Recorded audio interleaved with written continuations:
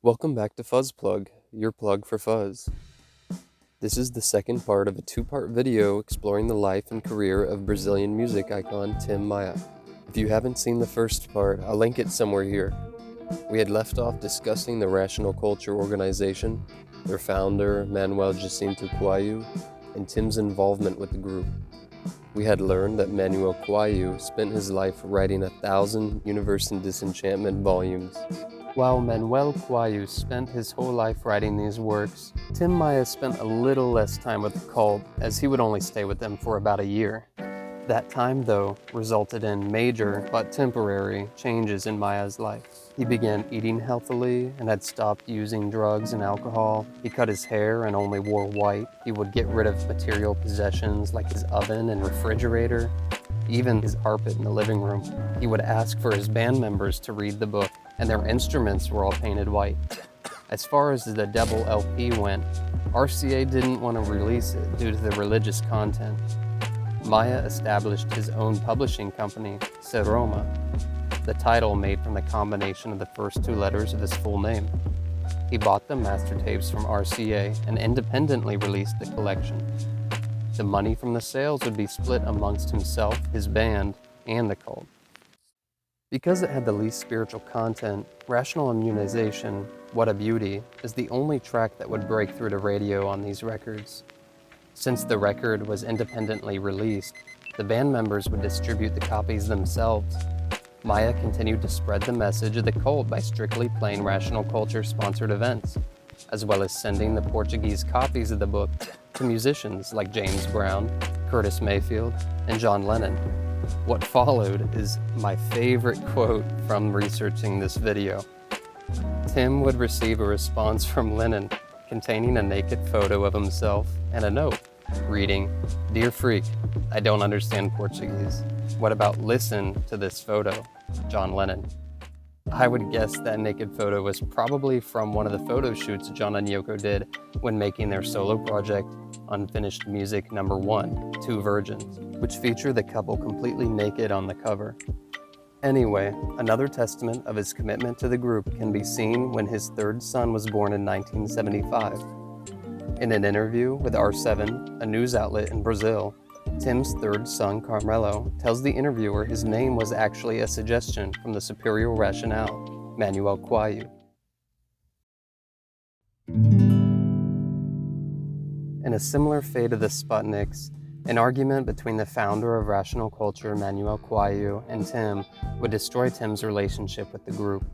After just a year with the cult, Maia stopped believing and participating in the group as quickly as he started. There were accounts that he was devastated by the falling out, having screamed that everything in the universe was a lie, out his window to the people passing by. The inspiration might have been out of left field, but this era and these records are regarded as Tim Maia at his most creative, most skilled, most driven, and most sober. As Maia split with the cult, funk was becoming increasingly popular in the 70s, and Maia would incorporate greater funk elements into his albums after his Rational era. He quickly picked up his past life from before the cult and began using his same self-titled album naming scheme again, and the drugs too. But his next album after Racional Volume 2 would be Tim Maia 1976, which includes the track mentioned earlier, Brother, Father, Mother, Sister. He went back to Polygram for this record, and then he released Vero Carioca with Sum Livre, a Brazilian publisher, in 1977. After this, he would record an album with a whole new band titled Disco Club, and it would deliver the hits Sossego and Acenda Farol, and would bring, as hinted at in the album's name, a signature disco sound to his music. For his next release, Nuvens would be released through his Seroma label in 1982, and O Descobridor dos Sete Mares would be released under Polygram in 1983. His last big hit would come from an album released in 1986. Guess what the record's name was? Here's a hint. It's an album by Tim Maia, and it was released in 1986. If you guessed Tim Maia 1986, you're correct, and the hit off that record was Do Leme ao Pontao. Unfortunately, Tim's drug use and reputation for always being late or completely missing his shows altogether made him incredibly unpredictable. Many times he would come on stage fueled by coke, weed, and whiskey, but it was equally possible he wouldn't arrive at the stage at all.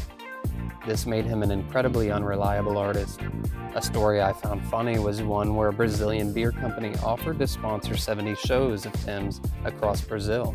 But as he was performing, and performing well, the first of many of these concerts, he admitted to the crowd of 50,000 that I'm here doing a show for Brahma, but I actually prefer Antarctica Burana.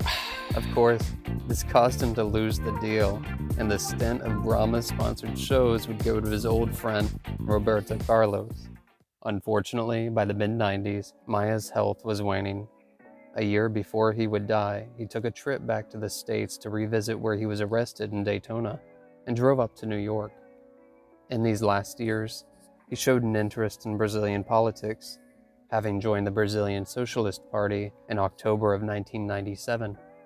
It was believed he would run for a federal Senate seat for Rio de Janeiro in the 1998 general election, but he would unfortunately pass away before getting the chance. He's survived by two of his three sons, Leo Maia, a musician, as well as Carmelo Maia, an actor in Brazil. Looking over Maia's life, he was equally devoted to his craft as he was living life on his own terms. There were times when his attitude or life choices resulted in what seemed to be setbacks. For example, the argument with Roberto Carlos that ended the Sputniks, or the arrests in the United States that led to a deportation, or the sudden commitment to only write songs about a fringe cult in the height of his career. While these would seem like major blows, they ended up working out. Obviously, it's not possible to know what career Tim Maia might have had if he had initially remained in Brazil and stayed in contact with Roberto and Erasmo in the first place, or what would have happened if he had remained in the United States. Perhaps the ideals would have made it in Motown, or what would have happened if he hadn't become entwined to the rational culture. And regardless of all these events, things always seem to work themselves out. For instance, those rational culture records are acclaimed as his best works today. Maia's life shows how his determination to deliver this music overrode any obstacles that he faced. In the lyrics of Tim Maia, "Nobody can live forever." Fortunately for us, his impact on Brazilian and global culture and music will endure as long as our history remains recorded. Well, that's the video. Thanks for watching. I hope you learned something interesting and enjoyed it. I know there are a lot of Brazilian Portuguese words. I enjoy learning about different languages, so I tried my best to pronounce them correctly and with respect. I hope they weren't too atrocious. I do have a couple of shout-outs to round out the video. First, I'd like to shout out the record label Luaka Bop, who published that compilation album I mentioned in the beginning. The record label was founded in 1988 by Talking Heads lead David Byrne, who, coincidentally enough, was trying to share his favorite Tropicalia songs. While the label states their concept is no concept, they've republished music I may not have heard otherwise, and to me their concept is a focus on an expansion of musical horizons while paying respect to those pioneering artists. For those reasons, I wanted to thank them and let you know you can find them at luakabop.com. I may make a future video covering Luaka Bop and some of the artists they've shared. Let me know in the comments what you think of that idea. In fact, let me know what interesting musical figures you think I should cover next, or any topics in general. I'd like to read your feedback. Second, I wanted to thank WaxPoetics. They're a magazine focused on delving into music trailblazers, cultures, and stories that shape the sounds of yesterday, today, and beyond. They had an article on Tim Maia written by Thayer that was incredibly helpful in making this video. The link's in the description. Lastly, if you'd like to learn more about Tim's story, Nelson Motta wrote Tim's biography, Vale, Tudo, that was published in 2011. It inspired a Tim Maia musical that ran in 2012, and there was a film adaptation released in 2014. So let me know, what did you think of Tim Maia's story? And if you've listened to him or heard any of the songs, what's your favorite song? Thanks for watching and have a great one.